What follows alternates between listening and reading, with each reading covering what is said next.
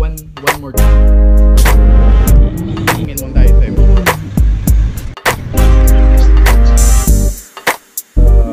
Sa motor mo?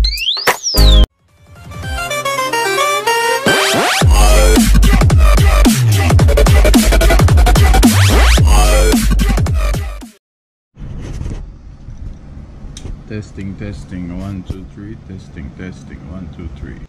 First things first, may pupuntahan muna tayo. Okay? Kulang ako nung sa patuka. Something. Shit, may ilaw pa yung ano ko. Okay, patayin ko muna yung ilaw dun. So, may mission ako ngayon. Pinakauna, like I said, kailangan ko ng yung pulang yon, yung patukaan nila. Kailangan ko yon para sa tubig. Doon ko nilalagay yung tubig para mabilis malinisan.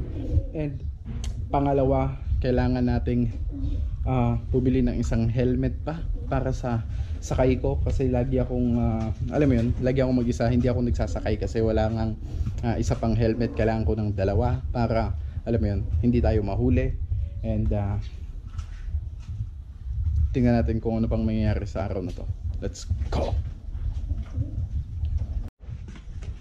And one more thing, sana masimulan ko na yung kulungan natin, para sa yung malaking kulungan natin para dun sa mga ibon na yun. Ang dami natin gagawin ngayong araw, so samahan nyo ako. Kaya kasama ko yung pinsan ko kasi kailangan kong bumili ng isang helmet. Well, pwede sa kanya, pwede sa kung sino yung maisasakay ko nung araw na yun. Kasi nga iwas sita para pag may kasama tayo lagi sa mga adventure natin, pag gusto natin may kasama. So yeah, let's go. Ang init ng joyride na to. Probably titingin tayo ng murang helmet kasi hindi naman natin kailangan ng sobrang mamahalan. Budget yun lang ba? Okay. So tara na.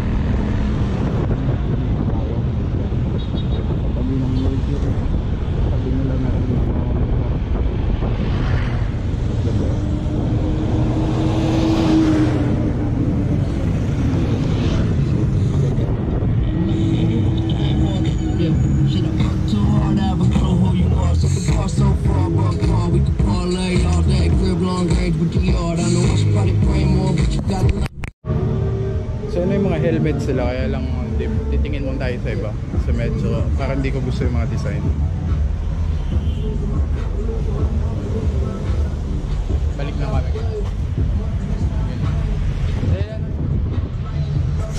So ayan, sinasat ko yung bigilan ko ng helmet kung asan ulit yung ano nila, bahay nila dito sa may Malagasan. So antayin lang natin yung reply doon na punta tayo doon. Okay, going Malagasang na kami. Ha? Okay. So going Malagasang na kami. Nagugutom na ako. Hindi pa din na-reply yung seller ng helmet. So tingin ko mas better kung kakain muna kami. Nagugutom na din ako. Tara. May alam akong tapsilugan dito. Dito ba yun? I don't know kung lampas na yun. Ay, masarap na tapsilugan dito eh. Tingnan natin. Tingnan natin kung nalagpasan na namin. Nalagpasan na ata namin. Shit, sayang.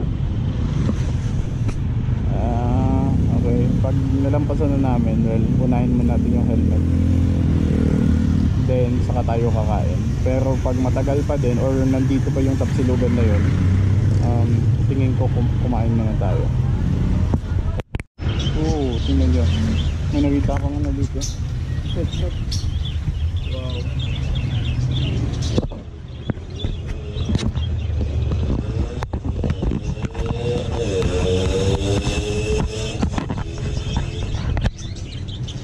Ate, magkano kalapati nyo dito?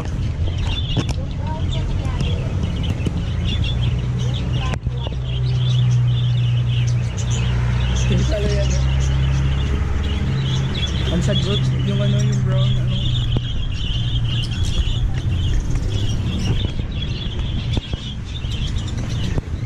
Wow. Wow, ang ganda nun. Tingnan nyo to, oh. Ang ganda na ito. Ito maganda to. Ang bristle.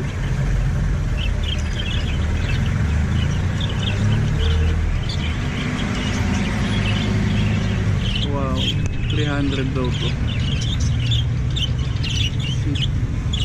Ang ganda niya. Putik yan.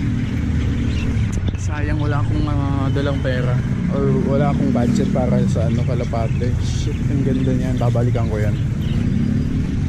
Bibilin lang tayo ng ano, may ganito kayo, yung patukaan na ganito, yung sinasabit 25%.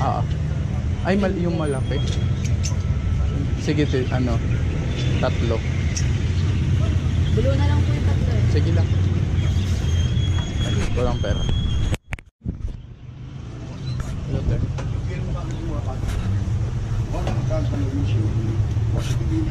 After all the hard work that was put into this. Nagduduwag ka ba? Bili din tayo nito. Tatlo to.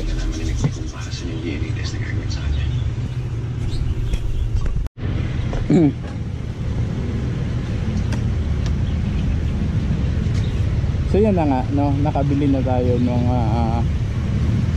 paso. Maganda sana yung pang viewing, no?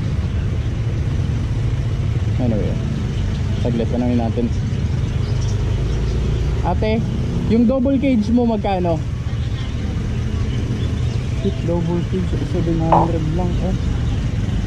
850 yan eh. So far yan yung pinakamurang double cage na ano, nakita ko. Helmet muna, helmet.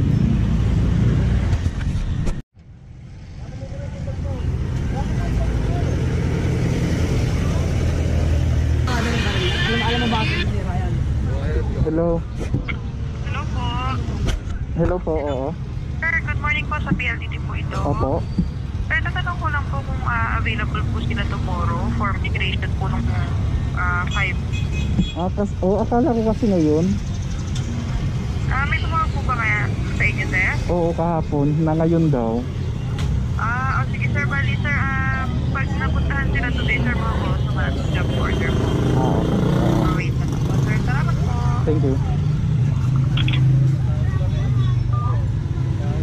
Tara yan.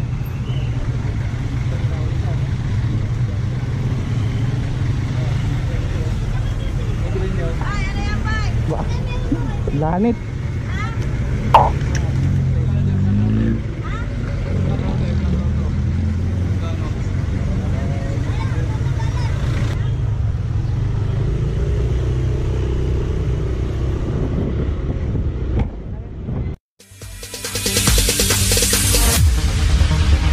No, there ain't no stopping us.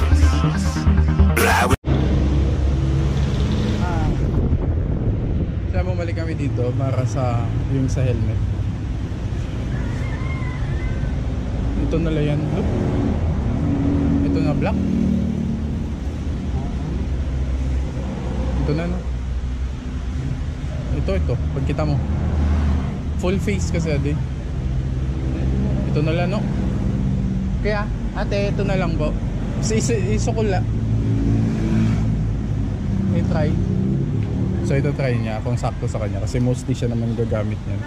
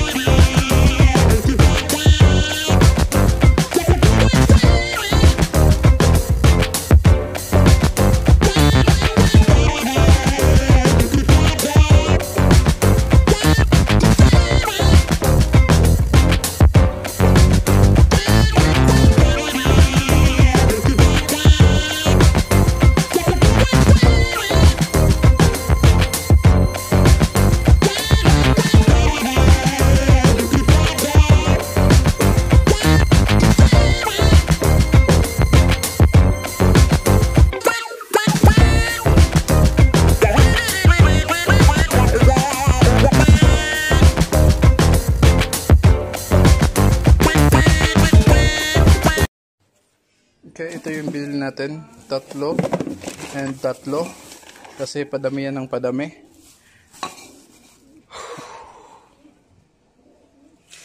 Okay, ilalagay na natin to para sa painuman nila. And kung magtataka kayo kung ano tong isa kong binili dun sa motor shop. Teren, disc lock na may alarm. So, na doble parang ano lang yan for security purpose. Okay, para hindi naman masyadong, alam mo yun, mas kampante tayo pag iniiwan natin yung motor. So, ayos yan. Good deal yan for 500 plus. Okay na yan. And tara na, lagay natin to. Nailagay ko na yung mga jar, yung ano tawag dyan? Paso, yeah, tama, paso, yan. So, nalinis ko na din yung kulungan ng kalapate natin. And, eto na. Eto yung sinasabi ko sa inyong pinili ko as alarm sa motor. Papakita ko sa inyo kung paano to gumagana. Okay? Okay, so, eto yung lock na yon. So, ilalock natin siya sa disc brake. Yan, nakalock na siya. Tapos, syempre, iwanan mo na siya, diba? Tapos, alis ka na kung saan. Pero, pag may gumalaw niyan, katulad nito. See? It's a warning pa lang. Pero, pag talagang tinuloy-tuloy yung paggalaw sa, sa motor mo.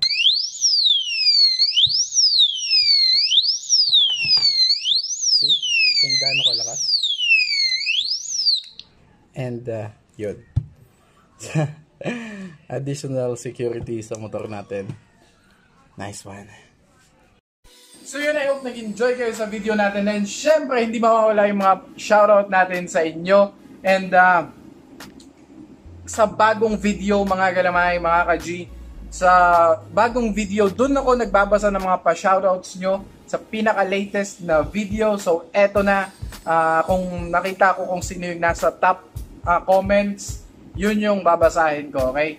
Baby Gomez, shoutout sa'yo. Okay, sabi ni player number 0, boss, yung kulungan mo ngayon, gawin mong breeder cage. Pili ka ng gusto mong i-breed na kalapate, tapos gawa ka ng flyers law at stock bird law para lalagyan ka ng young birds at saka stock birds. Yes, okay, thank you sa suggestion na yon. And sabi ni Jepoy, balik-balik. Okay. Advice ko, bro, magbigay ka ng pagkain sakto lang para sa hindi magsawa. Tama. May nagsuggest sa akin na 1 spoon per bird, per ibon, yun yung tama daw. Sabi ni Romski Guapo, wag mo ipapatpatuka, boss, tubig lang. Magpatuka ka umaga tapos hapon. Pag umaga mga 7, pag hapon 5. or 4 ata sa breeder mo lang ibabad patukak tapos lagyan mo rin ng nest box yung breeder. Tama, yun yung sinasabi ko. Kung ba't ko dinadamihan, dun yun sa mga breeder. Medyo dinadagdagan ko ng konti kasi kailangan nila na alam mo yun, medyo tumaba para nga sa pangingitlog nila. And eto, shoutout kay Janela Corpus.